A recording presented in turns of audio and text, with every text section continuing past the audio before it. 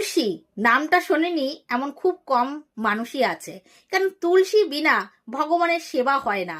তাই তুলসী গাছকে আমরা চিনি এবং তুলসীর গাছকে আমরা পুজো করি এবং তুলসী গাছ বাড়িতে আমরা স্থাপন করি। কেন? তুলসী গাছ বাড়িতে থাকলে সেখানে ভগবান থাকে, এটা আমরা জানি। আর এই তুলসী গাছ আমরা প্রধানত জানি যে রাধা তুলসী আর কৃষ্ণ তুলসী, এই দুটো তুলসীর কথাই জানি যে দুটো তুলসীর মাধ্যমে ভগবানের সেবা করা যায়। আর এই তুলসী গাছ বাড়িতে থাকা খুব শুভ, বাড়িতে অনেক পরিমাণে পজিটিভ এনার্জি বিরাজমান করে আর নেগেটিভ ঊর্জা বাইরে বের করে দেয়। কিন্তু এমন একটি তুলসী আছে যে তুলসীর কথা হয়তো আমরা শুনিনি। হ্যাঁ, সেই তুলসী দিয়েও যদি ভগবানের সেবা সবচেয়ে উত্তম সেবা, সেই তুলসী কিন্তু দুর্লভ, সব জায়গায় কিন্তু পাওয়া যায় না। সেই তুলসীর নাম কি? সেই তুলসীর নাম হলো চন্দন তুলসী। দেখুন এই ধরনের তুলসী, এই দেখুন এই ধরনের তুলসী গাছটা হয়, এরকম তার পাতা হয়, পাতাগুলো এরকম এরকম হয়, দেখুন কাছে দিয়ে দেখাচ্ছি, এরকম টাইপের পাতা।